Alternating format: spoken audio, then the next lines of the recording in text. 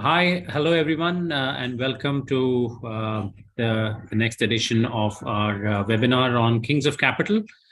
This is one on managing non-linear risks in financial services, and of course, it'll also involve an update on the performance, followed by a Q&A session. And I'm sure lots of you have questions, lots of questions on performance and also fundamentals of the company.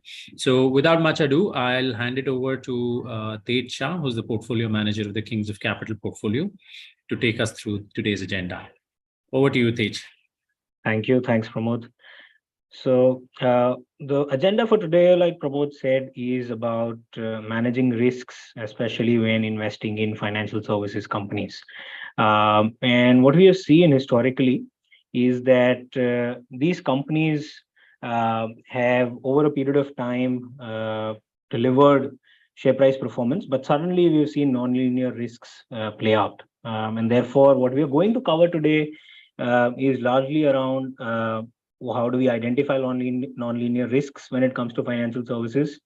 What are the risks that we are willing to take and not willing to take when it comes to business? What are the portfolio risks that we'd like to mitigate and we'd like to take? And in this context, which are the companies, which are the management teams that we are willing to back?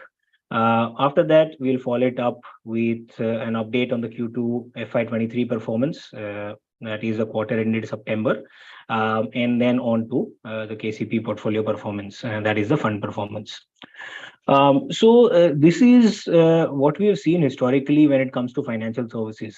These are some of the examples of non-linear risks which have played out over the past decade, where for a period of say 5, 6, 7 years, the share prices will follow fundamentals. These are fundamentals which are reported numbers, which might or might not be true. In some cases, but the share prices will move in a linear manner in line with the reported numbers. And then suddenly, when the nonlinear risk plays out, you'll see that the share prices go down to zero virtually. In almost all cases, we've seen 90% drawdowns whenever these nonlinear risks play out. And in a matter of 6 months, we've seen that these companies' share prices go back to zero over the time period, because the risks which are not visible to the company, which are not visible to the investors of these companies, have suddenly played out. To take an example, DHFL, this is a company that we have mentioned in our book Diamonds in the Dust. It was rated AAA by the rating agencies, and in a matter of 6 months, it was rated D. As soon as the nonlinear risks played out. Similarly, Yes Bank, which is reporting about 2% gross NPAs, but suddenly after the asset quality review, the RBI judged that the gross NPAs were significantly higher than what the reported number was. And this was further followed by multiple other issues that the company saw. And therefore, in most of these cases, we have seen that the share prices cannot capture these risks as long as they don't play out, and it can take maybe 5 years, maybe even longer, for some of these risks to play out and for that to be captured by the share prices of these companies.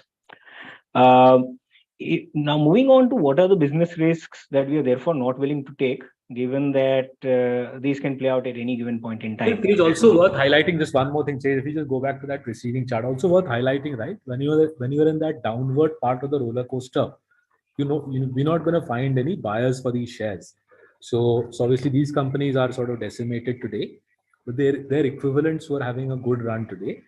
If suppose we bought those in Kings of Capital, suppose for a moment that assume that Tej said, yeah, we're underperforming, let's buy some of the rubbish lenders in Kings of Capital.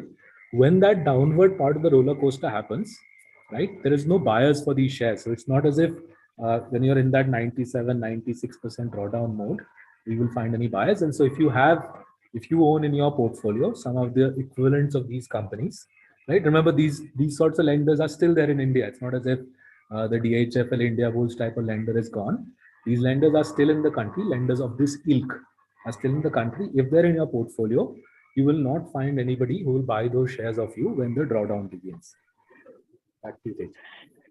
And if you were to look at it from 2010 to 17, actually, all three of these companies' share prices did very well. They did a 7x, incidentally, the same number for all three of them. And all three of them would have outperformed, say, HDFC Bank or a Kotak Bank during the time period, which would have done a 4x or a 5x. However, in the next 3 years, as you could see, there was a 90% drawdown. And these are risks which can play out at any given point in time. We don't think that we can price these risks in or even time these risks. And therefore, coming to the risks that we are not willing to take, first is obviously the governance risk that we have talked about multiple times. And the way we try and mitigate this is through our forensic framework. We have a separate forensic framework for financial services, where we look at a set of 11 ratios for banks and NBFCs, and identify companies where we believe that there can be issues in accounting, there can be issues on asset quality recognition being postponed, being delayed, or there can be issues on upfronting of income. And there have been multiple instances. Some of the instances were there on the earlier slide where these risks did play out. And when they do play out, actually, we do not get a lot of time to react. There can still be issues around the business. There can still be issues around the company not taking enough initiatives to protect their competitive advantage. But when governance risks play out, especially in lending, especially in leverage businesses, we do not get enough time to react. And therefore, this is not something that we're willing to take over time. And we've seen that there are cases where companies who've had historical governance issues, they've recovered, but over a period of time, the accounting issues or the habits on accounting, the habits on doing reckless lending don't change. And therefore, we've been a bit skeptical of not investing in companies where these issues have played out historically, and there have been no changes which have been made in the future. But suddenly, because we are living in a benign environment when it comes to credit cost, asset quality, these lenders' share prices are doing well. The second issue, which is a bit separate from governance risk, is simply reckless lending, where some of these companies like say Bandhan Bank, RBL Bank, or South Indian Bank would not typically fall in the category of governance risk, but they've historically seen decent asset quality, but it's usually caught up. When we've seen that companies are focused more on market share, they're focused more on riskier segments, or they've not done proper due diligence or underwriting before lending. These risks have played out in the future, even if it would not have involved accounting or governance risks. And that is something that we're willing to let go of, even if the external environment is looking extremely good, even if you're not seeing credit costs. Because again, when we see asset quality risk play out, it usually has an impact on the whole balance sheet and the P&L of a lender. Because suddenly your margins start compressing, growth takes a back seat, and the P&L looks very bad because you suddenly see credit costs when historically you would have seen no credit cost. That takes up usually 2 to 3 years to clean up and then again go back to growth mode. So this is something that we're not willing to take. And the mitigants of this are, again, one of them is the forensic score, but the other one for asset quality risk is our greatness framework, capital allocation framework, where we look at a longer term history of some of these companies, combine it with the qualitative work that we do on the ground by speaking to, say, the lenders of NBFCs, by speaking to banks who lend to NBFCs, doing on ground channel checks, visiting branches, etc., to look at the underlying underwriting quality of the lender, and then take a call on whether the asset quality is sustainable or not. So these are the first two risks which we would like to avoid, we are not willing to take. The second type of risks stem from ownership being different, or ownership of PSUs where the interests of minority shareholders would not be aligned with the majority shareholder. Because over here, what happens is that these companies do not have consistency when it comes to leadership. Secondly, these companies do not have As a result of that, maybe do not have consistency when it comes to capital allocation. And we've written historically about this in blogs and newsletters, that wherever we've seen government ownership play a pivotal role in either competitive advantage or just simply majority ownership, we've seen that capital allocation decisions are not in the hands of the management team, nor are they most likely in the interest of minority shareholders. Because the simple intent of the government or a government-owned company would be the general public welfare, which will most likely not align with minority shareholders. Also, we've seen that, as you could see on the charts, say a SBI or a PNB, they've leveraged 15 to 20 times. When you leverage 15 to 20 times, the ROE line chart, which is the blue line, that can be extremely volatile because at 15 to 20 times leverage, even if there is some external hiccup or if there is even a 0.1% change in the ROA profile, the ROE is multiplied by 20 or 15 or 18, whatever the leverage number is. Obviously, in an upcycle, as we are going through an upcycle right now, credit costs are low, credit growth is 16-17% for the sector itself. There's no issue. But as you could see with SBI, it can be extremely volatile as the external environment changes. And we've seen that through multiple cycles, it will change in the future. There will be uncertainties, there will be risks which will play out.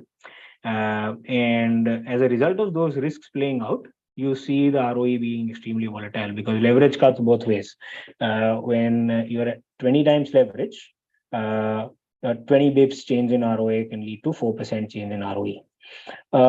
And all of these, how it results into share price changes, all of this, as you could see on the chart on the bottom right, all of this results into the PSU Bank Index having delivered a 2.5 times return over the last 17 years, versus the Bank Nifty having delivered significantly higher returns. And the Bank Nifty does consist of SBI, but as we speak, it is largely, other than SBI, 3 or 4 private banks, which have done significantly better despite being in the same sector, same external conditions, same external environment, etc.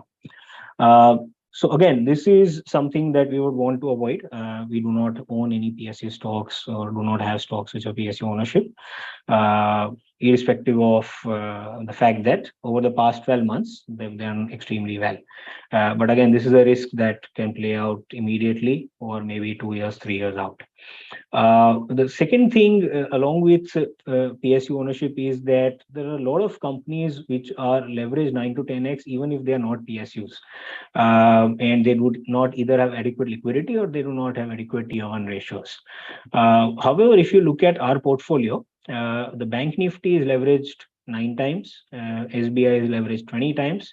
However, the lenders in our portfolio would range from, say, a Home First or an Aavas, which are leveraged 2.5 times or 3 times, to a Kotak or a Bajaj Finance, which is leveraged 5 to 6 times, to HDFC Bank, which is leveraged 8 times, to an Axis ICICI, which are around 9 times. So it's only Axis ICICI which would be above the 8 times number. HDFC Bank, despite its stellar track record, is the highest levered company other than Axis ICICI in the portfolio at about 8 times leverage. And this, even in HDFC Bank's case, is the lowest, one of the lowest in its history. And therefore, that is again a risk that you want to avoid, because what lower leverage does is it reduces cost of funds, it reduces cost of being wrong or us misestimating what the company can do or cannot do. Otherwise, any changes or any misses on the company's part or on the external environment can lead to a significant difference in the expected outcome. And as a result of lower leverage, it also results in more consistency for the company, more leeway for the management to make capital allocation decisions, and higher margin of safety maybe to make errors as well. And therefore, this provides a lot of room for these companies to also make inorganic acquisitions and large capital allocation decisions, which some of our companies have made over the past 2 to 3 years during COVID. So moving on, what are the business risks that we are willing to take? Because in financial services or in investing in general, you'd always encounter some of the other risk. And what we are willing to pay up for is longevity and management quality. And most of our companies, if we were to look at simply at price to book or PE multiples, most of our companies would be rated or would be valued at multiples optically which are higher than what the industry competitors or what some of the PSU players are valued at. That is because we believe it is valid and it is something that we need to pay up for. Even at these valuations, these companies can deliver solid share price returns. Historically, in the case of Bajaj Finance, we've seen that over the past 5 to 6 years, it's been valued at anywhere between 6 to 9 times book, but it has continued to deliver earnings growth of 30% plus. And like I said, this is with leverage which is anywhere between 5 to 6 times. It's not that they've delivered high earnings growth or high book value per share growth or high ROEs by leveraging up 8 times, 10 times, 12 times, unlike some of the competitors. Even at 4 to 5 times or 6 times leverage, Bajaj Finance has delivered 20% plus ROE. These are companies which have management teams which are extremely proactive. We believe they're one of the best management teams in the sector. And they identify issues. They've identified issues beforehand. Whenever these companies have been faced with a crisis, these companies have reacted to the crisis very positively. So, for example, in the case of Bajaj Finance, when we're going through COVID, Bajaj Finance not only survived COVID because of the strong liquidity position, because of the higher capital adequacy and lower leverage, but also it was only during COVID that they took steps to start upon or embark upon an ambitious technology transformation plan. So they used COVID as an opportunity. They used it as an opportunity to change fundamentally that the way the company operates. They opened up new avenues for growth, opened up new avenues for customer acquisition and distribution. And that is what we believe these multiples or these valuations stand for. These companies are different and they cannot be, therefore, the longevity or the growth rates can therefore not be compared simply by looking at PE multiples. Because PE multiples take in the current share price and the current year's earnings. But the PE multiples cannot capture some of the qualitative aspects or the longevity of this growth or these fundamentals continuing. Also, PE multiples cannot capture the response that these companies have in tough situations or in trying times like COVID, ILFS, etc. So this is one of the risks that we've taken. This is one of the things that we've done within the portfolio. We've invested in companies which optically might look like are expensive, which have traded at multiples which are higher than some of their competitors. The second risk is we're staying invested in companies which even in an upcycle, like we saw with some of the PSU lenders, in an upcycle, SBI say currently is generating a 1% ROA. But because it's leveraged 16 to 18 to 20 times, it's generating 16, 17% ROEs. However, as we saw in a couple of slides earlier, we are willing to we are willing to be conservative. We are willing to err on the side of caution. And we are invested in the likes of, say, Kotak Bank, which is leveraged only 6 times, which is not only lowest within the banking sector, but lowest in Kotak's history itself. However, we believe that ROAs are the true reflection of operating performance of a lender, and ROAs being at 2% for a Kotak Bank or in the recent most quarter at 2.5%, which are the highest in their history, are a reflection of their operational performance. In an upcycle, they will be relatively poorer than a SBI, which is because of its leverage generating higher ROEs. But we believe that the lower leverage provides a lot of cushion to someone like a Kotak Bank. It provides a lot of resilience in case something goes wrong within the system. It also provides a lot of optionality for Kotak Bank to make inorganic acquisitions as and when required. And this is not something that the bank can change immediately. It's not that they can go from 6 times leverage to 9 or 10 times immediately. And we believe even if they do make an inorganic acquisition, Kotak Bank will still go on and raise capital and again come back to say 7 or 8 times leverage. And that's because this is the way the company thinks, the company operates. Being conservative in good times may be seen as defensive. It may be considered as boring, but they might make up for it whenever asset quality issues crop up, or whenever we see that there are macro issues which can come into play. Similarly, with Awas and Home First, these are companies which are generating ROAs of around 3 to 3.5%. And if you look at the bottom two charts, because they are leveraged only about 3 times, they are generating lower ROEs. However, it's a matter of time, first of all, that these companies go to 4 to 5 times leverage, when ROEs will be around 15-16%, and that can happen over the next couple of years itself. However, what this does is, first of all, these companies are able to raise capital, raise borrowings at about 6.5 to 7%, which is lowest in the sector. For instance, Bajaj Finance also raises funds at 7%, and Awas also would raise money at 7%. So these companies, despite their smaller size, because of the excess capital, because of being overcapitalized, reduce their cost of funds. Second, again, it leads to a lot of consistency when it comes to operational performance, because even if you see a blip in NPAs, like we did during COVID, this can be easily absorbed by this higher credit cost, can be easily absorbed by the excess capital that these companies carry on their balance sheet. And this leverage, which is at 3 times, once it increases, it is straight away obviously an incremental ROE boost, which the shareholders can enjoy. So that's the second risk. We stay invested in these companies which are not optimally leveraged, but are much more resilient, much more consistent, and have more conservative management teams, I would say. Even during good times, I don't think it makes sense for us to time this. Coming to portfolio risks, we talked about business risks, which are different from portfolio risks. We have seen that over a period of time, multiple regulations within financial services have changed.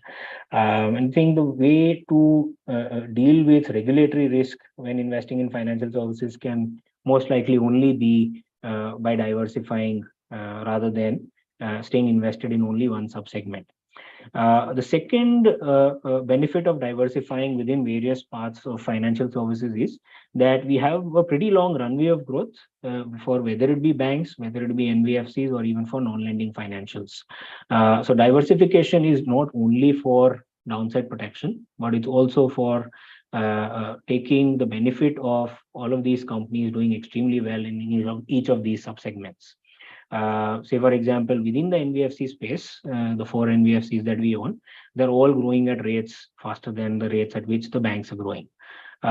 Within the non-lending financials, 2 non-lenders, 2 insurance companies that we own, and Info Edge, they're doing extremely well. The insurance companies are gaining market share.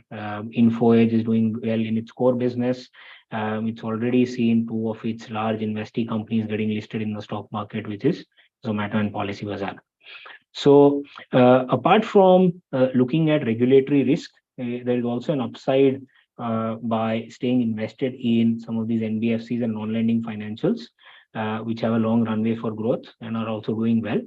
And secondly, as we have seen with banks, asset quality review was a regulatory risk which played out, which is obviously good for our companies, good for our portfolio companies. In the case of NBFCs, we have seen recent regulations around how these NBFC regulations are being aligned with banking regulations around asset quality recognition being on lines with banking regulation, on management teams tenure which might be capped in the future, around CRR, SLR requirements which might come in the future, etc. And similarly on insurance, in the past week itself, we have seen life insurance and general insurance regulations getting changed. And so we believe that investing in only one subsegment might expose us to a significantly larger risk of that subsegment, which may play out in the future, versus diversifying in high quality banks and NBFCs. And we're not giving up on the quality of these companies in any of these subsegments, but diversifying within these subsegments makes a lot of sense. Coming to the risks that we are taking at a portfolio level, obviously this is a portfolio, even though it is diversified within different subsegments, it is a portfolio which is looking at or investing in only financial services. However, if you look at the contribution of financial services within the listed space or within the profits of the listed space, it continues to increase and it remains one of the most prominent sector of the Indian stock market, because not only have the share prices done well of some of the high quality players, but also the profit pool has kept on increasing over a period of time. So as we can see, the profit pool was only say about 10% of the listed universe. And as we speak today, 20 years hence, that's grown to almost about 27, 28%. And obviously because of that, share prices have also moved in line. Resulting in market cap of financial services growing from 10% 20 years ago to about a quarter of the BSE 500 today. Also, if you look at the fundamental performance, which is a 10-year profit growth of these companies in each of these subsegments, it's well above what the benchmark's profit growth would have been or has been over the past 10 years. And therefore, there are enough high quality companies in these subsegments, and enough high quality companies to create a portfolio out of. And we're willing to take the higher correlation risk, which comes with investing in one sector, and also within that investing in private sector financials, because we're not willing to take the risk of investing in public sector financials. So if you look at the share price correlation, and that is something which we can touch upon when we look at portfolio performance as well, that these companies, because of their nature of business and also because of the way they operate, these companies' share prices move in line. And we have seen an 80% correlation in the share prices of HDFC Kotak Bajaj, which would form about 45% of the KCP portfolio. And as a result of this, actually, in the short 2-year history that we've had in KCP, we've seen 2 or 3 months where we've seen 5 to 7% drawdowns. And we've also seen 3 months where we have seen 15% absolute returns for the KCP portfolio. That's because we're investing in financials. Within that, we're investing in high quality private sector financials, which are sometimes, when it comes to share prices, we have seen historically highly correlated with each other. But as long as their fundamentals are doing well, even if share prices are coming in short bursts or are bunched up together, I guess we should be fine, because we do not know exactly when the share prices will move. But what we can track on a quarterly basis is that whether these companies are doing well or not. Moving on to what are the portfolio level goals? So we spoke about the risks that can play out when it comes to financial services. However, while keeping in mind these risks, if we look at what we are trying to achieve by investing in a portfolio of 10 to 12 high quality financial stocks, what we're trying to achieve is more than 20% profit growth across cycles, across various macro conditions, a lot of which have played out over the past decade. And along with that, more than 15% ROE. That 15% ROE can increase significantly as these companies see more growth and as they utilize the excess capital on their balance sheet. And if you look at various time periods, which are broken down into periods of 3 years each, over the past decade or so, we have seen that these companies have delivered these numbers. So they have delivered 18 to 20% ROEs also in the past. They've also delivered 20% plus profit growth. And it's not that they take a long period of time, or we're looking at periods of 5 years. Even during FY 13 to 16, when we saw the taper tantrum, FY 16 to 19, when we saw demonetization, when we saw parts of the ILFS crisis and the DHFL crisis, and FY 19 to 22, when we have seen COVID, across these macro cycles, these companies have delivered on these fundamentals. So while keeping all of these risks that we discussed in mind, we're mindful of the fact that these companies, through navigating through these challenges, navigating through these risks, need to deliver on the profit growth and the ROE numbers. And that's how we've created the portfolio. And when we look at the recent most quarter, and when we look at the portfolio performance over the last 2 or 3 years, we've seen that even during this time, they've continued to deliver on these fundamental metrics. Coming to who are we backing when it comes to management teams, when it comes to the companies, because accumulation of the risks that we discussed and accumulation of our portfolio level objectives results in the companies that we are backing. So the common thread between the top five companies in our portfolio is that all of these companies have a long track record of profitable growth. These companies do not have any issues around accounting or governance. These companies have seen or have CEOs who've been long-standing CEOs or have been with the company for a long period of time, and they've delivered really high quality growth for the company. So these are not companies where we are speculating upon, or these are not companies which have started doing well recently. These are companies where either the CEOs have a lot of skin in the game, say in the case of Kotak Bank or in the case of Chola, or these are companies where CEOs are like quasi-promoters who've been with the company for extremely long periods of time and do not go after reckless market share gains or reckless top-line growth, because over a period of time in financial services, we realize that fully costed P&L occurs only when finally you go through a credit cycle. Because in a typical 5-year loan, the interest will keep on accruing, your top line will keep on growing, the loan book will keep on growing, but the credit cost will all be back-ended. The credit cost will come through only when we go through a credit event. And that is when suddenly it becomes a fully costed P&L. Suddenly you see interest reversals, you see suddenly loan growth slowing down, and that's when the real test of a good management team begins. So we're not investing in companies which do not have a good capital allocation skills, which have not historically demonstrated that they think through long periods of time, and they've allocated capital also through long periods of time.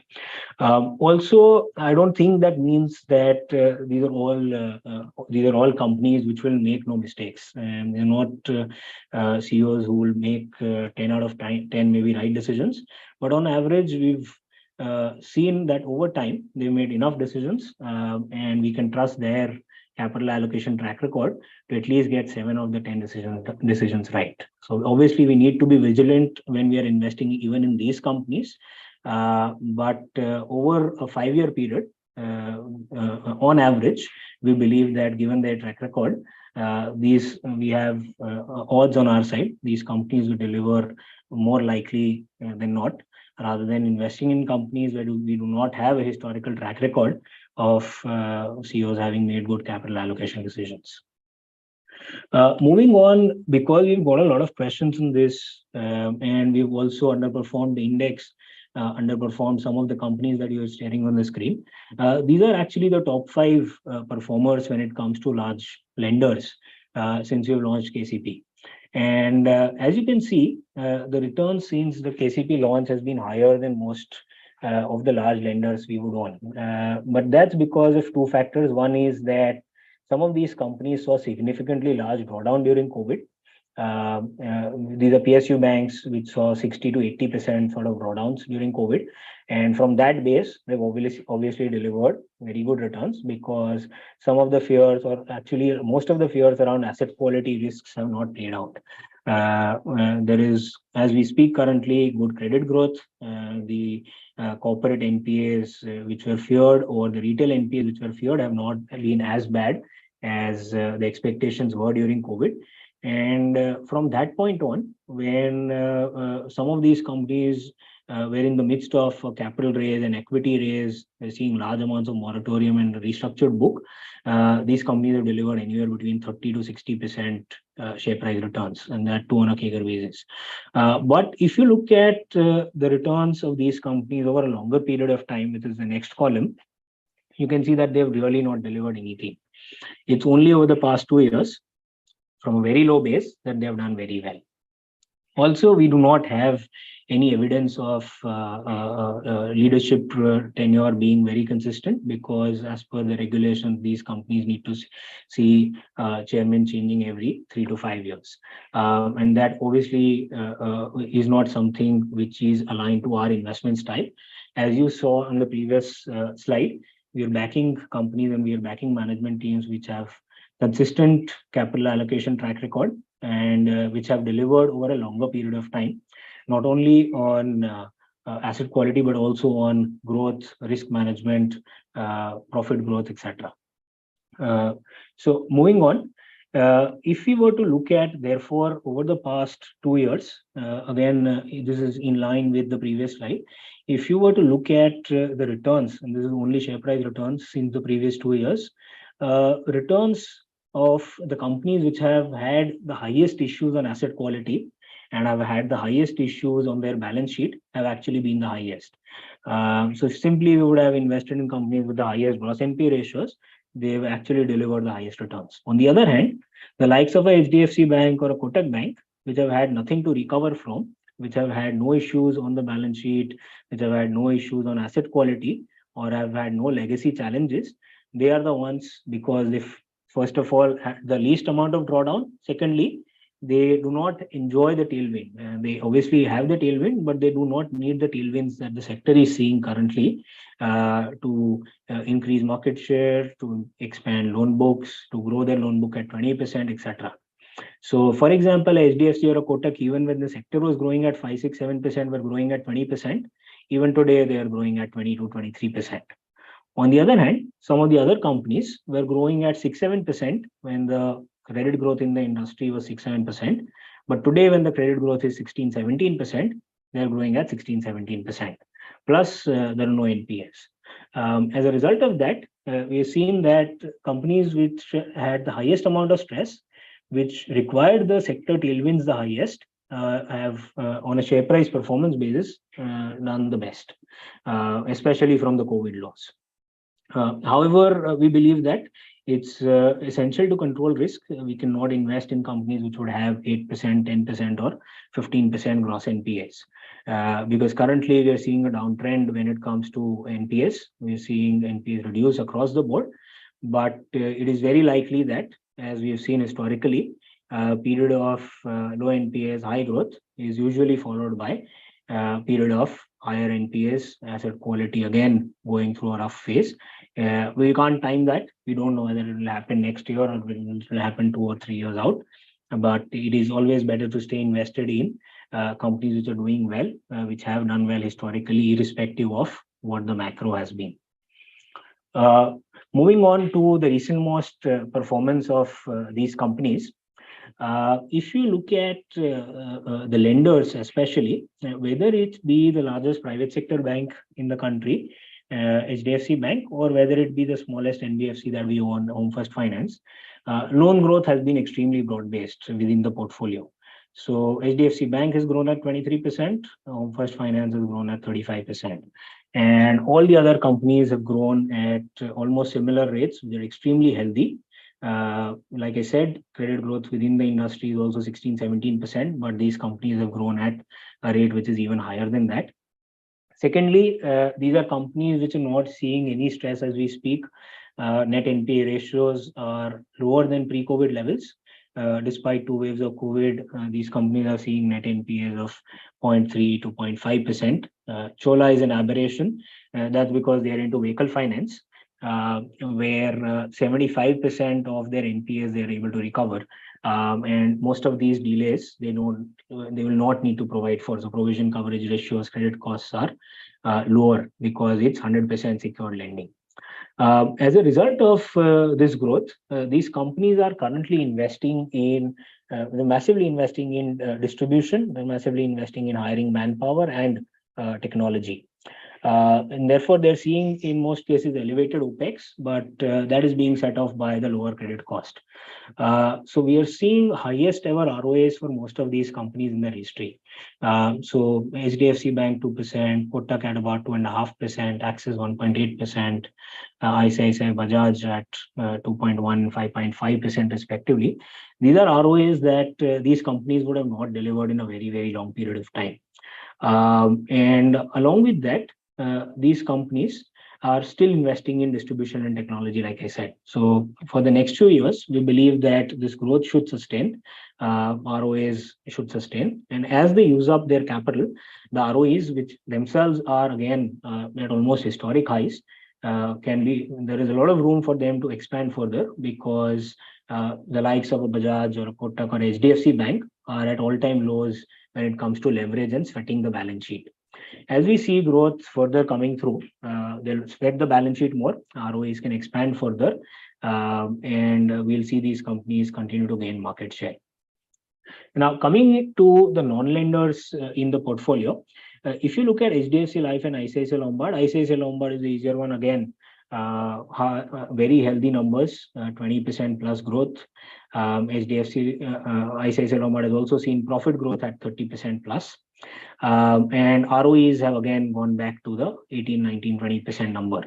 Now, the ROEs for this quarter are a bit higher because there was a one-off tax benefit that they enjoyed, and therefore PAT growth is also higher, but normalized PAT growth is 20%. ROEs are also at about 19%. So ICICI Lombard is again doing well. Some of the headwinds that ICICI Lombard had seen over the past year or so on there being supply side issues when it comes to four-wheelers, on there being no motor third-party hikes, on there being large amounts of COVID health claims, they are all behind us. So ICICI Lombard is doing also in line with our expectations or better than expectations.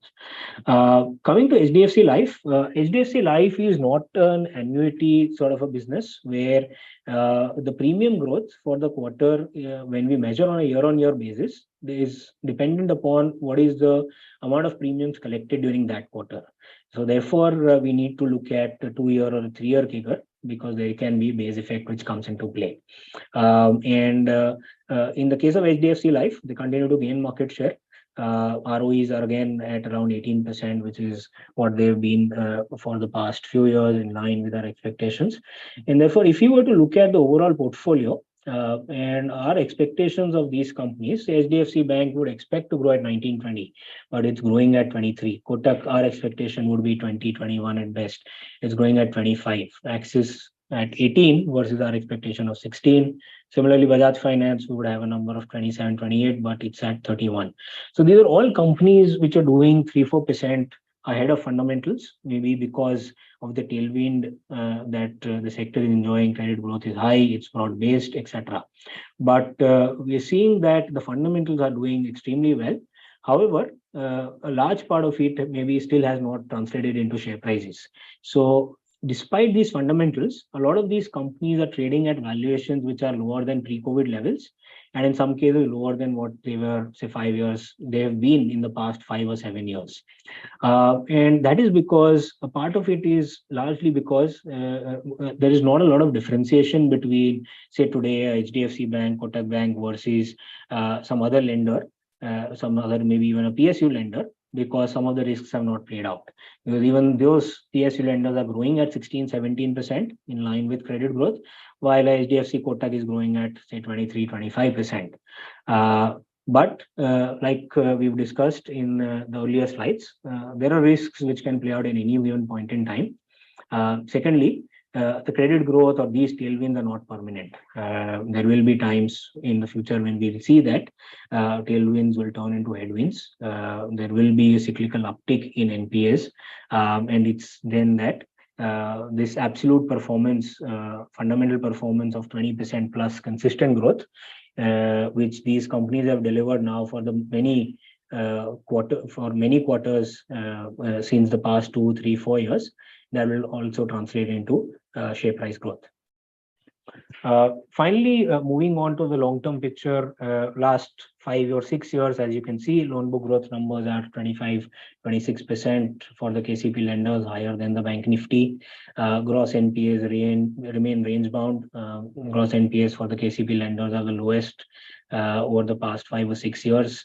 ROAs and ROEs for the KCP lenders in H1 FY23 have again been the highest that they've been. And despite this, as I was saying, valuations are lower than what they've been historically. And leverage, despite the highest ever ROEs, leverage is the lowest that it has been in the past 5 or 6 years for the KCP portfolio. And as a result of that, overall ROEs are again the highest that they've been in the past 5 or 6 years.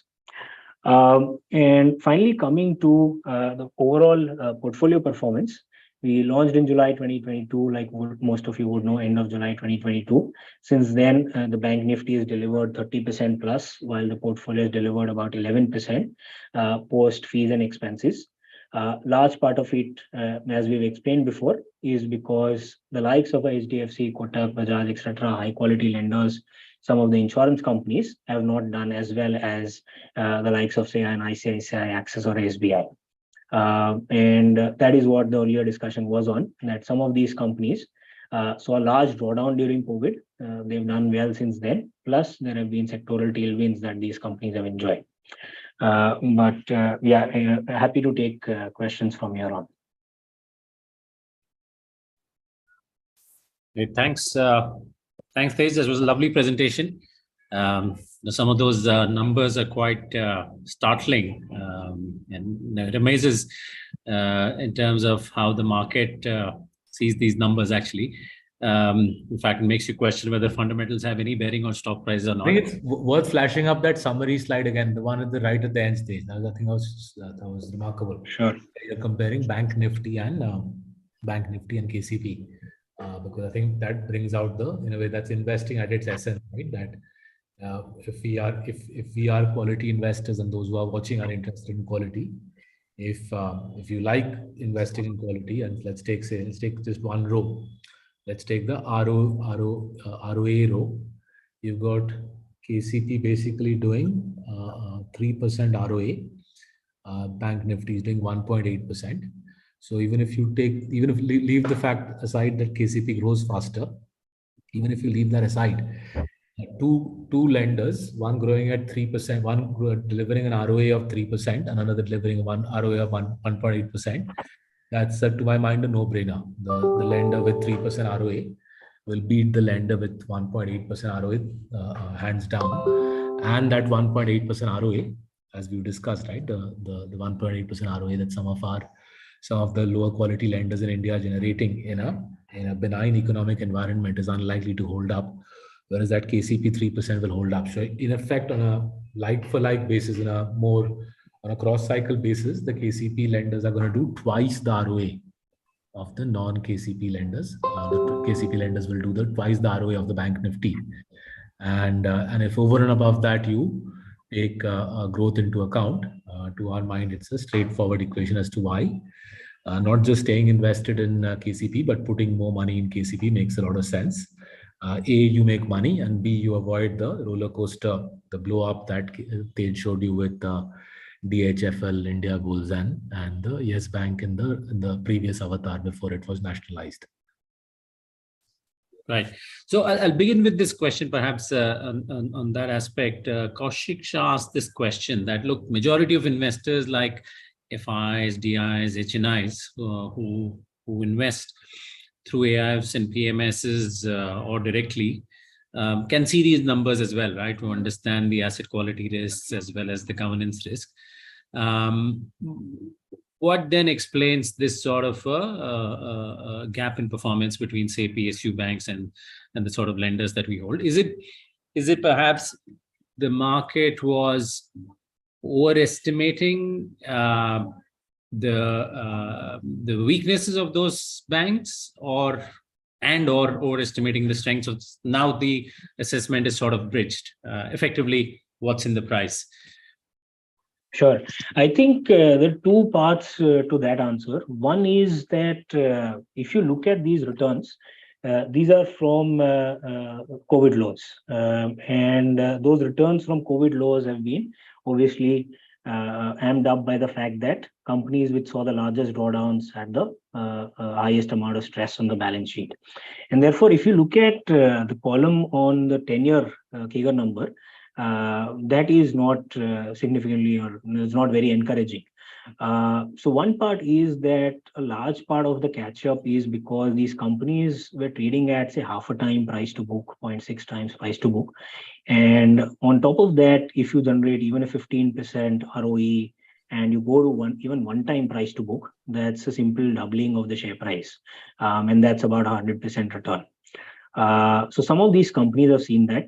Some of these companies have seen that these tailwinds have helped them deliver in the recent past 14-15% ROEs, which obviously warrants them to trade at, say, maybe one time book.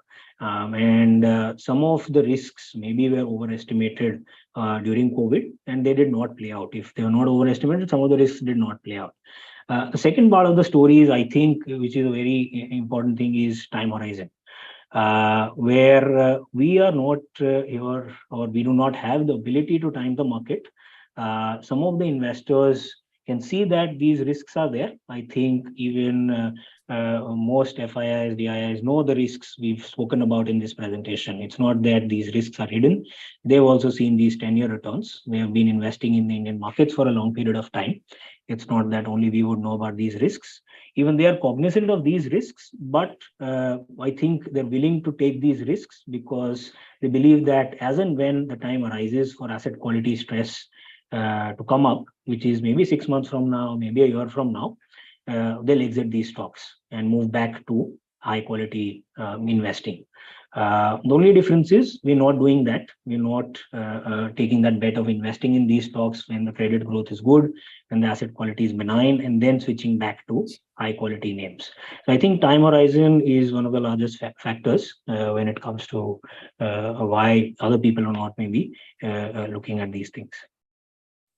Fair enough. No, I think that's a sensible answer. So there are a couple of questions on the housing finance twins. One is on the leverage. Why is the leverage so low? Is this because they do have a challenge on the liability side? In that case, is this low leverage structural and hence puts a sort of a natural cap on its ROEs? Yeah, sure. Fair question. I think we've also spent internally quite some time on this. The way that these companies have so far grown and the way that they've evolved is that they were started by, in the case of Awas, promoter, and then Awas was a subsidiary of AU Housing, and then it branched off.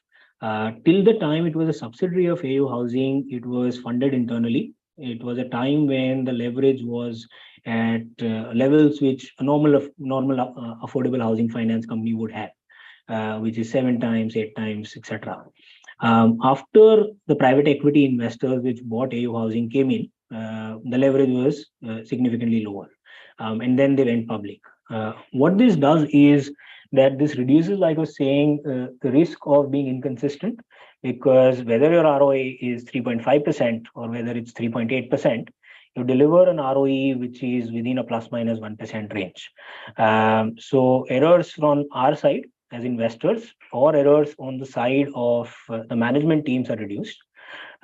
Secondly, what it also does is in an external environment which can maybe in the future be challenging, gives them more room to maneuver. Now, on the question of whether this is structural or not, can these ROAs sustain and can the leverage further improve from here on or not? I think the leverage currently is extremely low. At 50% capital adequacy, they'll not need a fundraise at least for the next 4 to 5 years. But will they go to, say, a 10 times leverage, which a group finance used to operate at? Or will they go to even 8 times or 7 times leverage, which HDFC Limited operates at currently? I don't think so. I think even at 6 times leverage, that's where these companies will end up. Even at 6 times leverage and adjusting for the highest interest cost that comes with the higher leverage, they'll end up making around 3% ROAs and around 17, 18, 19% ROEs, which makes more sense from all perspectives. You deliver decent ROEs, you don't end up taking higher leverage, and you manage the lenders, you manage your equity investors, you manage other stakeholders relatively well. So, Pramod, let's address this whole issue, of PSU banks doing well in another light. So, just take us back to that slide of the five star PSU bank performers, right? So, if you look at these banks, and those who are listening, you're welcome to check this yourself. Not just their 10-year share price returns, barring one bank in this table, barring one bank, SBI. The PSU banks' 5-year share price returns are also zero. The PSU banks on this table, barring SBI, even 5-year share price returns are zero. Effectively, the share prices go down all the way to June, July 2020. And from June, July 2020, they recover on a 5-year basis. These banks have given zero share price returns, which actually makes sense, right? Because if your return on equity for a bank, if your return on equity is consistently below your cost of equity, you actually don't generate any shareholder value. So not just on a 10-year basis, which is what Tej is showing, even on a 5-year basis, barring SBI, these PSU banks have generated zero share price return, which makes a lot of sense, right? Because fundamental value creation actually is zilch, since ROE is consistently below cost of equity. Now SBI is slightly different. SBI in the last 5 years, the share price has doubled. So that's close to 15%, 16% compounding. And in SBI, the bull story that's been propagated, and we haven't bought into it, but that doesn't necessarily mean that the bull story is invalid. The bull story that's been propagated on SBI is that this is now a fundamentally better bank. Arundhati Bhattacharya's 4-year reign improved SBI, and then Rajneesh Kumar ji has taken the bank forward, etc. That's the story that's propagated. We obviously are in the business of checking out that story and kicking the tires on that. We haven't been able to convince ourselves on the SBI story. As Tej showed you, Tej, worth going back to the volatile nature of ROEs for State Bank of India. As Tej showed you, this is India's largest bank. This is the bank where, for obvious reasons, this is the bank with the lowest cost of capital in the country. Effectively, this is the Indian sovereign borrowing. And yet, this is a bank which can, at specific junctures in the cycle, gear up 15, 16, 17 times. Volatile ROA combined with very high leverage, we find that a little hard for us to swallow. Combined with the top person running the bank changing every 3 years or so. So SBI is a different kettle of fish to the other PSU banks, which on a 5-year basis and a 10-year basis have returned zero share price delivery. In SBI's case, it's doubled in the last 5 years, which is roughly 15% CAGR. But underlying that is a thesis of structural improvement in SBI, which in Marcellus's case, we find a little hard to swallow given the scary numbers and volatility in the chart on the left-hand side of the screen. Thanks, Saurabh. Just to complete the second part of the question on the housing finance twins, underwriting capabilities, given that both have had a very short history in some ways, we talk about cross-cycle performances. How do we give ourselves the comfort that these two have very strong underwriting capabilities and will not go down when the credit cycle turns south? Yeah, I think that was a question which was even more pertinent before COVID. I think two sorts of comfort that we've got over the past couple of years, for 2 to 3 years, is that retail asset quality during a crisis like COVID is something that would have had an impact on housing finance, especially affordable housing, because these are customers who are earning anywhere between say 6 to 10 lakhs maybe at best in a year, and their average ticket size is of 10 lakh rupees each. Over a period of time, we've seen that whether it be COVID, whether it be demonetization, or whether it be IL&FS crisis, these affordable housing finance players have been able to deliver good asset quality numbers, because in 95% plus cases, the loans that they give out are for residential purposes. These are borrowers who are living in these houses, and therefore the last resort or the last loan on which these borrowers will default on will be these housing loans. They'll take loans from any other source available and return these loans. That's the first thing. The second thing that's happened is that as more and more lenders have come about in the affordable housing finance space, you can see that there is clear differentiation in asset quality. Not every affordable housing finance lender it has been the same on asset quality. So apart from these two lenders, there's only one listed lender, but there are a host of unlisted lenders which are doing affordable housing. Not all of them have been able to deliver on these stringent asset quality metrics that these two affordable housing finance companies have. Third thing that we have done is obviously done our on-ground channel checks, done the branch visits, visited borrowers, visited DSAs and connectors who help these companies source loans, and spoken to bankers. Kotak Bank, HDFC Bank lend to these companies. We have spoken to those bankers and gained conviction on the liability side. So given the asset class that it is, I think that the issue will, as and when we see things go southwards on asset quality or some headwinds pan out, the issue might not come out on asset quality. The issue might be on maybe increasing competition, maybe reducing spreads, but asset quality for these lenders is likely to hold up given the asset class that they're dealing in.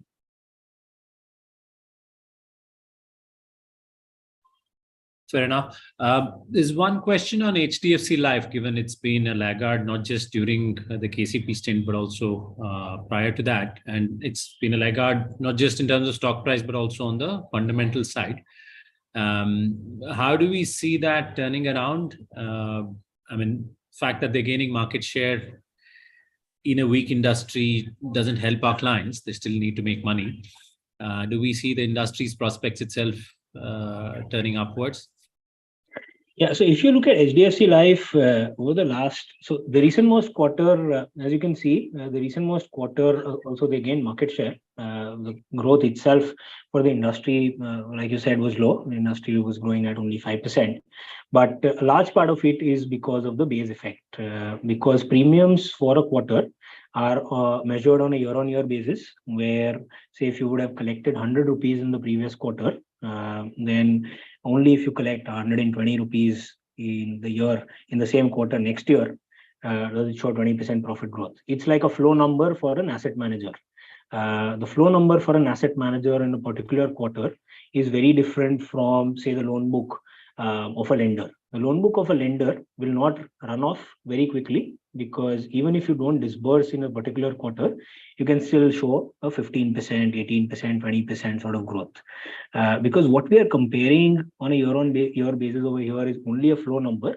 It looks like 5% or a 6% growth for the quarter. However, if you look at a 2-year, 3-year, 4-year, 5-year CAGR, these numbers not only for HDFC Life but even for the industry are healthy. They're upwards of 15% for the industry, upwards of 20% for HDFC Life. A part of the reason that some of the other players, as you could see, the large players in the quarter did not do well. The players that did well were the likes of, say, Aditya Birla Life or a Bajaj Life. That's because they've recently added distribution channels on the banca side. They've added new partnerships, as a result of which these companies are doing better than some of the larger players. As that advantage of adding recent distribution partners ends, we'll see that all of the smaller players will come back to numbers which are closer to the levels seen on the industry side. But when it comes to the industry, I don't think there is any doubt on whether life insurance, which is largely protection, annuity for HDFC Life, or pension, which is where they have about a 40% market share. It's not in the listed entity, it's 100% sub of HDFC Life with a pension subsidiary. These are areas which have a long runway for growth. Industry is growing at 15% for the last 4-5 years. On top of that, HDFC Life has grown even faster. Plus, product innovation at HDFC Life is far superior than most other life insurance companies. So they were actually the first ones to introduce something like Credit Protect, which is where life insurance goes along with a home loan or any of the loan products. That itself opened up a large market. They were the first ones which started off on annuities. Like I said, they have about a 35 to 40% market share on pensions. So given the scope for the industry, given the under penetration levels, on top of that, whatever product innovation that HDFC Life does, we believe that actually there is a long runway for growth. Thanks, Tej. Next one on Bajaj Finance. We've been talking about the digital transformation, the apps and stuff for a while. Have these sort of initiatives started playing out? Are they begun to reflect in the fundamentals? And hence, is it sort of priced into the stock? Sure. So we've seen Bajaj Finance starting to deliver on almost all the initiatives that they promised. In future presentations, actually, we can have a slide on what the digital transformation initiatives that we've been talking about so far, what Bajaj has been talking about for now about a year and a half. What have they delivered in terms of actual revenues, bottom line, fee income, asset quality, etc. Because we've started seeing disclosures from them on all of these digital initiatives, which are as granular as say what their Play Store rating will be by the end of the year, or what their Play Store app rating will be within the financial services space by the end of the year. What is the quantum of personal loans and flexi loans that they are sourcing from the app as a percentage of their total overall flexi loan sourcing? What are the number of Bajaj Mall marketplace visits within the quarter, and what will they be by the end of the year? Now we are starting to see all of this data come through the Bajaj app, through the Bajaj website, and also things which are not only quantitative for the business, but a bit more qualitative, like the Play Store ranking. So they started delivering on almost all of these numbers. We can have a more detailed slide on each of these metrics for Bajaj Finance in future presentations. But to just give an example, say 3 quarters ago, the Play Store ranking within Indian financial services was, they were ranked 8 or 9. Every quarter they've been giving an update on that. They've already, their ambition is to reach the top 4 by the end of the year. They've in 3 quarters already reached number 5 or 4 on the Play Store ranking. Their app downloads have already reached about 3 crores. 3 crore net installs of the app out of about 65 million customers that they have. So we're seeing a lot of traction on these initiatives, and can give a lot of quantitative color in much more detail on these things. Thanks, Tej. On Axis Bank, seems like this is the only sort of outlier in your thesis, because its ROAs are lower, growth is lower than the industry, ROEs are higher only because of higher leverage. It goes against everything that we've said. How do we justify the position in the portfolio? Yeah, Axis Bank, in that sense, you're right. Even when we bought Axis Bank, it was one of the only turnaround plays that we bought into. What we've historically seen at Axis Bank is that up till 2015, Axis Bank was doing well. And especially under the PJ Nayak era, Axis Bank used to deliver fundamentals which were equivalent to what almost HDFC Bank used to deliver. They used to deliver 20% profit growth with 18% sort of ROEs for a very long period of time.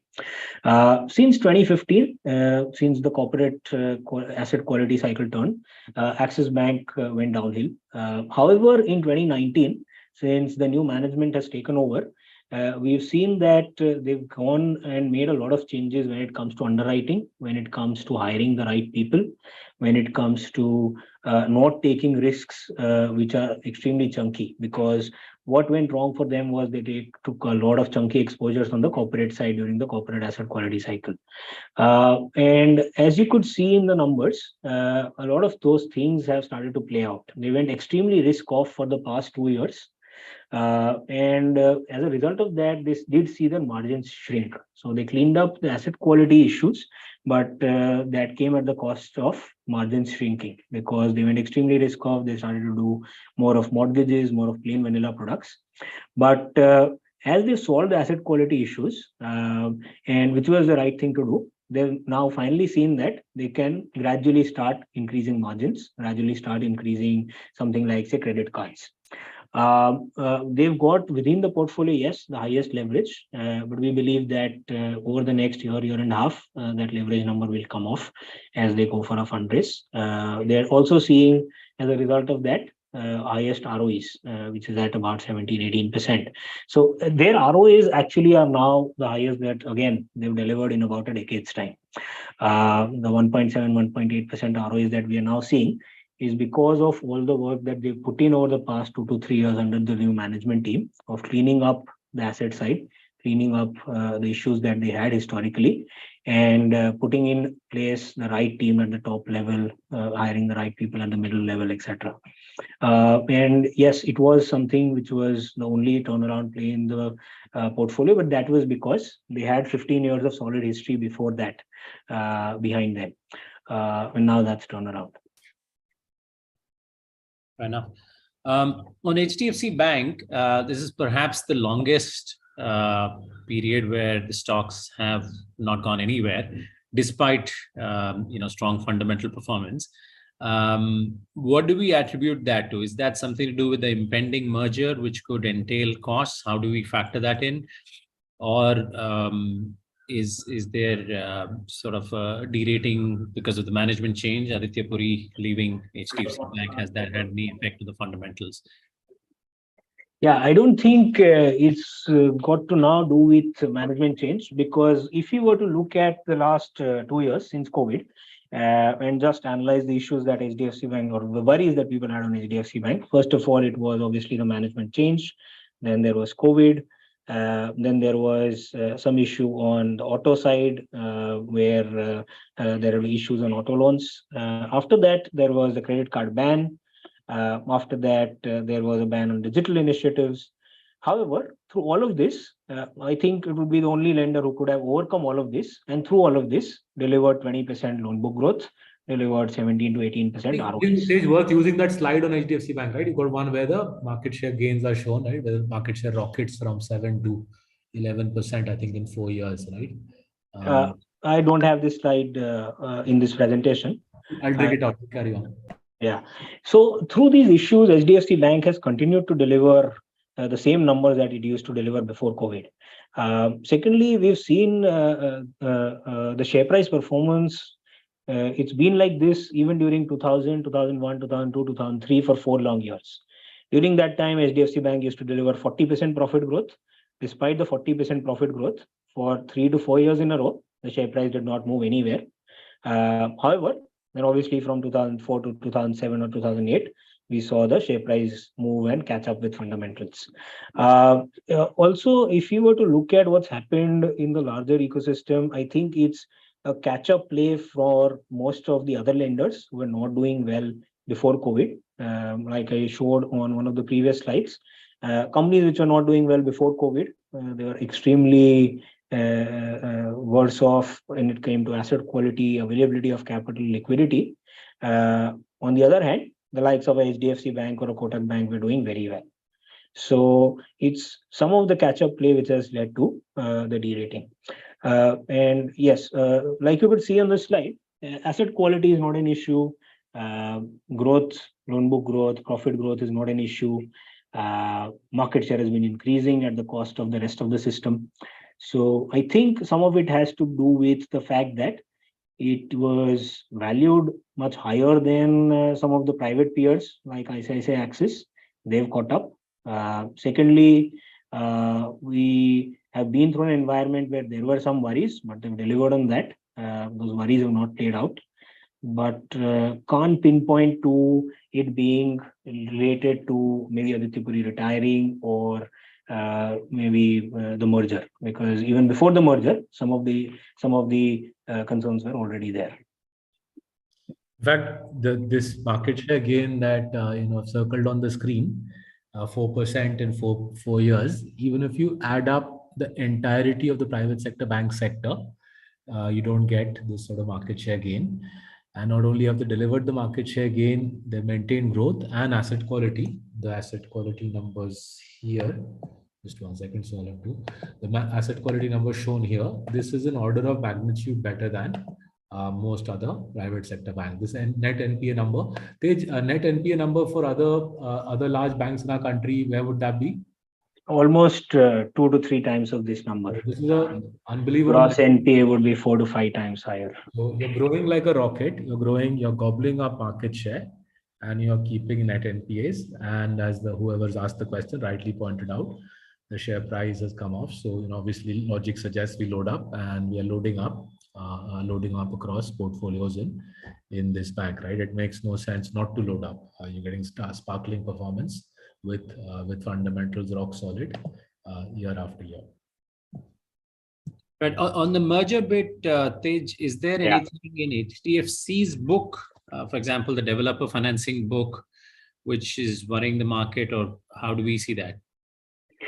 Yeah, so if you were to break down HDFC Limited's book, it's about say 5.5 or 6 lakh crores. Out of that, almost 75 to 80% is pure play housing. And if you were to even add LRD to it, the only piece that remains is construction finance or developer finance, which is say about 7-8% of the book, which is where we see questions, which is where there are some niggling concerns on whether the asset quality will hold up in the future or not.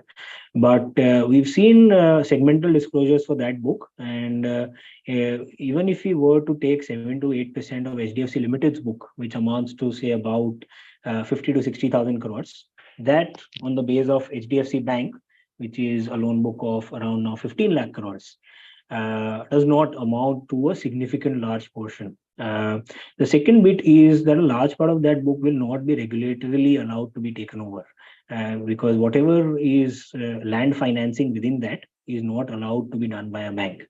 A bank cannot do land financing, which is something which can only be done by NBFCs, and that is why HDFC Limited was doing it. Plus, in such a benign credit cost environment, HDFC Limited is also benefiting from the tailwind. We've seen large amounts of recoveries on this small proportion of the book over the last 2 to 3 quarters.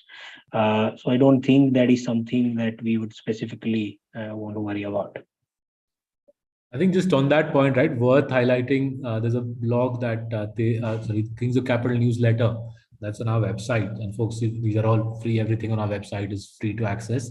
So if you go to the website in April 2020, April 22, they wrote a piece on the merger. So if you see that piece, you realize the size of what HDFC Bank has historically missed. Remember, HDFC Bank, whatever they would originate by way of home loans, they would hand it over, sell down to HDFC Limited. HDFC Limited's home loans book is almost as big as ICICI and Axis combined, right? So that's the scale of what HDFC Bank will acquire. Moreover, as Tej explains in this newsletter,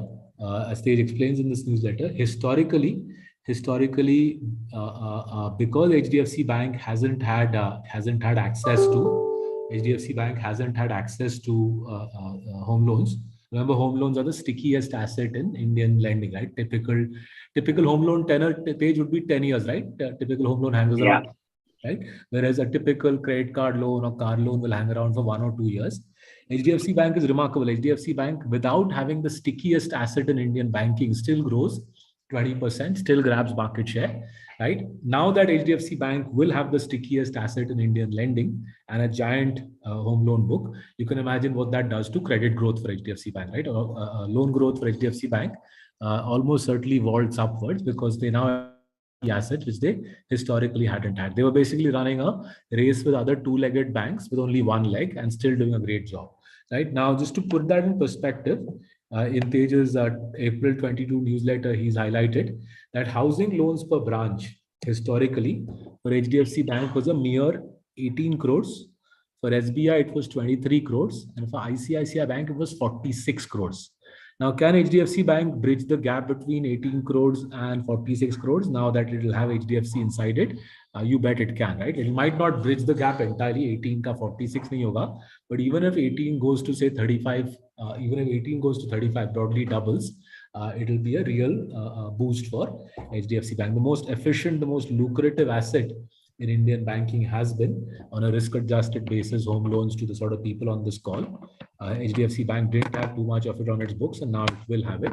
So in that newsletter, as Tej explains, to our mind, the maths of the merger is in favor of us HDFC Bank shareholders. Great. In terms of general insurance, ICICI Lombard clearly stacks up vis-a-vis competition, but even then, other than the recent quarter, the last couple of years have been very difficult. Are there any structural issues we see in the take-up of general insurance as a sector? And why isn't ICICI Lombard doing any better than what it should? I think apart from FY22, which was the previous financial year, ICICI Lombard had continued to do well. The issue within FY22 were multifold. If you were to look at FY21 numbers for ICICI Lombard, it was delivering 20-21% ROE, gaining market share. Similarly, in FY19, FY18, etc. The difficult year for ICICI Lombard was FY22 because in the first quarter, it saw massive amount of COVID claims, which resulted in their ROEs being almost single digit for the quarter, which was the first time almost in their history. The second thing that happened was because they have an extremely large market share when it comes to motor insurance, and there were no cars being sold during the last year because of supply side issues. They were not able to grow on the motor OD book, motor third-party book, etc. And during COVID, because third-party motor rates are decided by the insurance authority, by IDA and the government, for 2 years in a row, the government did not hike motor third-party rates because they did not want to burden consumers with that hike. Now, if you were to leave aside those 12 months during the financial year ended 2020, March 2022, ICICI Lombard has delivered the same fundamentals that it has always had, which is that it has delivered 20% profit growth, consistently high premium growth, and along with that, combined ratios of around 100, 102, 103. Versus that, if we were to compare the sector over the last 10 or 15 years, the sector has grown at 15-16% itself. And that is where ICICI Lombard is a differentiator. ICICI Lombard has grown at also 14-15%. It's not gained market share at a sector level, at an overall level, but it has improved its profit market share. That is, over this period of time, it's grown profits at 22-23%, while the sector's profits have remained flat or grown at a 1% CAGR over 15 years. That's because ICICI Lombard has gone after the most profitable segments of general insurance, and they switched around within subsegments. So currently, as we speak, motor own damage pricing, which is motor own damage, is when say you buy your car insurance, and if you get into an accident, the insurance company pays out for whatever repairs that the car needs to go through. So motor own damage pricing, as we speak, has become extremely cheap, and most players are undercutting each other on motor own damage. ICICI Lombard has taken a call that they want to not gain market share. They'll maintain their market share or are willing to cede some market share when it comes to motor own damage. But they'll make that up by growing fire insurance or by growing group health insurance, because that's where the larger profit pool is as we speak. And that's how they've managed their return on equity and their growth numbers. So I think over the next few years, and as we've seen in the last 2 or 3 quarters now, they're back on track on delivering the fundamentals that we have expected from them. Right. Info Edge stage, it's conspicuous by not being the traditional financial services players yet in the portfolio, and also conspicuous by its absence in your commentary today in the slide pack. Yes. So Info Edge, first of all, why is it in the portfolio? Because if you look at Info Edge history, the core business has been obviously around recruitments. Naukri.com remains a leader when it comes to recruitment. They've benefited from some of the attrition that various segments of IT or financial services have seen over the past year or so. They've grown profits at 50% plus when it comes to their core Naukri business. But over the last decade, what they've done is they've deployed the free cash flow that they've generated from the recruitment business in smaller ventures, first of all, of their own balance sheet. And then 2 to 3 years ago, they've set up an AIF where they've got an external co-investor with them, who is a co-investor in their AIF, and that is now an off-balance sheet item. So now they have done it in a much more structured format. The result of that has been that, incidentally or coincidentally, that the two largest tech IPOs that India has seen, or the first two tech IPOs that India has seen, have both been Info Edge investee companies, Zomato and Policybazaar. So now more than 50% of Info Edge's value is derived from its investments in the venture capital space, which includes Zomato and Policybazaar. And about 40 to 45% is from its core business. So that's why we have it in the portfolio. Unlike a conventional asset manager, like say HDFC AMC, which we had in the portfolio, Info Edge is more of a VC fund. It invests in the unlisted space. And over a period of time, we'll see the returns which will be delivered from the unlisted investments. Returns in this space are more non-linear than in the listed asset management space.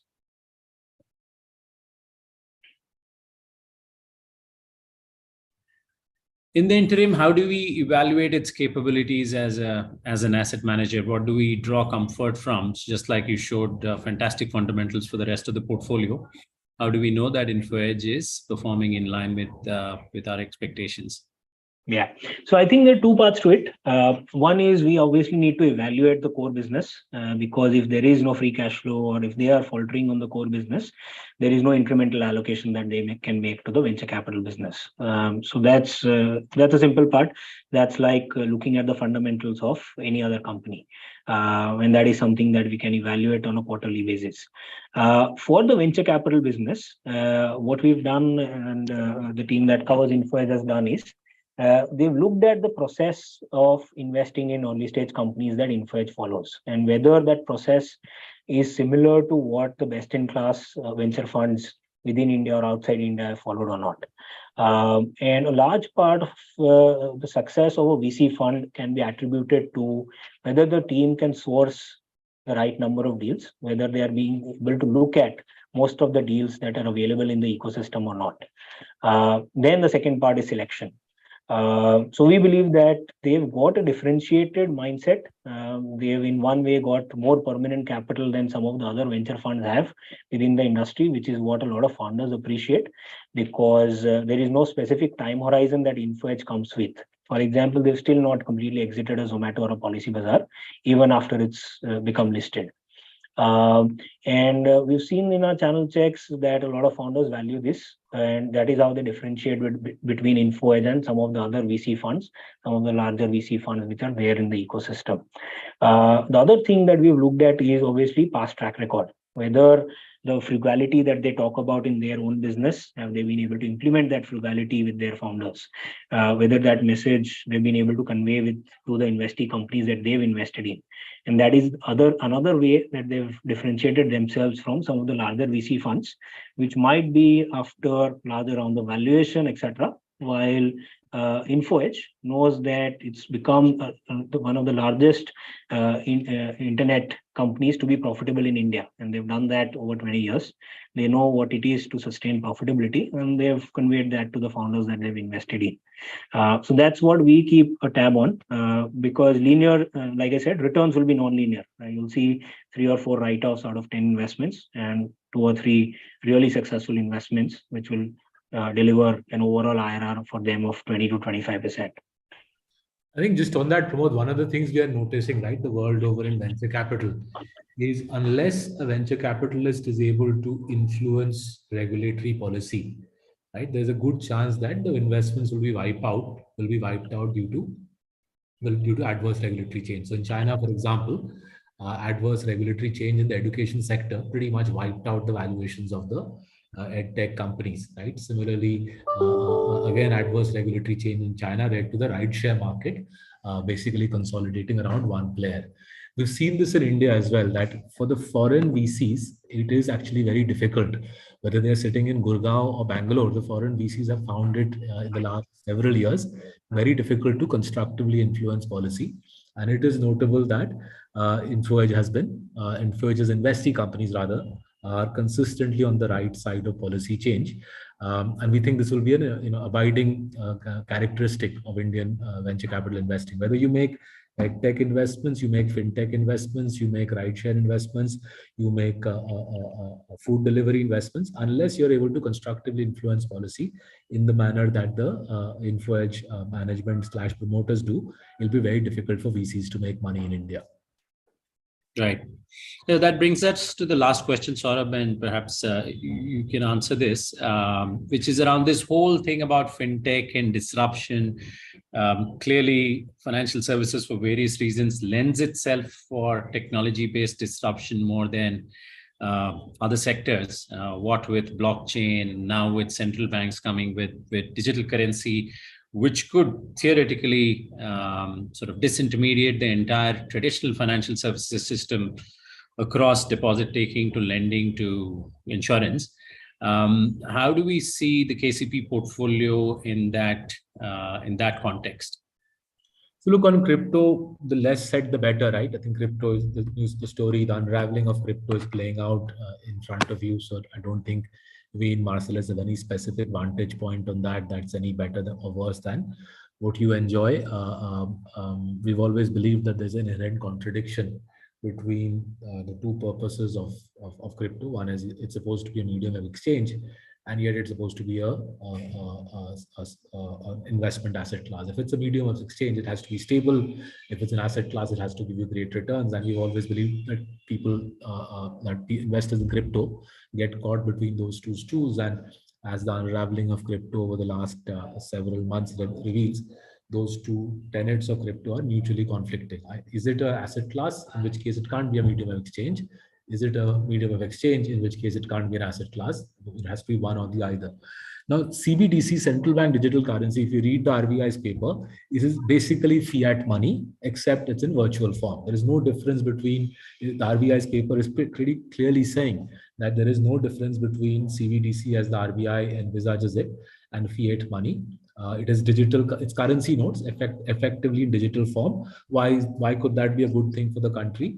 The cost of currency notes is substantial, roughly 13% of Indian GDP. Currency notes are equal to 13% of Indian GDP. They have to be printed, they have to be shipped around, they get dirty, they have to be thrown away. So that costs the nation money, right? I don't, off the top of my head, I don't know how expensive it is. I think it is some 0.1 or 0.2%, perhaps as high as 0.5% of GDP, to keep the money supply fresh, to keep the currency notes fresh. If the RBI is able to convince all of us to use CBDC, central bank digital currency, the economy doesn't change in any fundamental shape or form. All that happens is we as taxpayers save the amount of money that's required to print currency and ship it around the country. So hopefully it'll happen. Hopefully we will use virtual currency. As it is, you must have read, 45% of Indian GDP now, 45% of Indian GDP is now being transacted either on UPI or on RTGS or on NEFT. So as it is, even without CBDC, we are going virtual. 45% of a poor countries. Imagine we're a $2,000 per capita income country. 45% of that is now digital. Imagine the databases that Indian banks are building. Behind every UPI account is data being generated, right? So if you are to take the example of the chai stall, the tea stall outside our office, that guy is selling 3,000 cups of coffee at 25 rupees per cup. He doesn't take cash. He's entirely on UPI. You don't have to be a genius to figure out that whichever bank our tea stall vendor and Marcellus is banking with, for that bank, the working capital finance opportunity is epic. So the more we go from being physical currency to virtual currency, the greater the digital warehouse, the digital capabilities of our lenders. And CBDC will just hasten that journey. It does not structurally change the game. It simply increases the muscle of lenders with digital capabilities. So on that front, Tej, have you seen any material change in the PSU bank's capabilities in terms of digitization?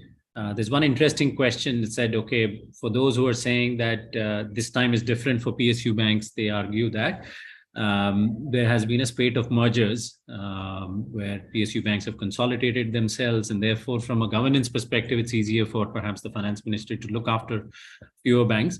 Do you see any fundamental changes as a result of that consolidation, either through operating efficiencies, better governance, better digitization? I think we need to separate within PSU banks. We need to separate SBI and the rest of them. First of all, if we look at SBI, obviously YONO has been a decent success, where we have seen that some of the efforts that they've made on YONO has resulted in customer acquisition, customer engagement, and as a result of that, loan growth. But however, when we look at PSUs other than SBI, we don't see anything which is even comparable to what some of the NBFCs like Bajaj or the private banks are doing. And PSUs, excluding SBI itself, accounts for about at least a third of the Indian lending industry. The second thing is that even if they get their act together on technology, the bigger issues, the bigger structural issues on governance, on regulations around chairman changing every few years, on the government being a 70 to 80% owner, on them not having a large enough branch distribution, of them not being able to recruit high quality manpower, all of those structural unions, etc., all of those structural challenges remain. And these are challenges which, even if you solve one of them, the other 5 challenges can take you down. Fair enough. I think that's a pretty good summary of the call. So thank you. Thanks to everybody. Thanks, Tej. Thanks, Saurabh. Look forward to the next edition of Kings of Capital. Hopefully, we'll have better news on performance by then. Thank you. Thank you.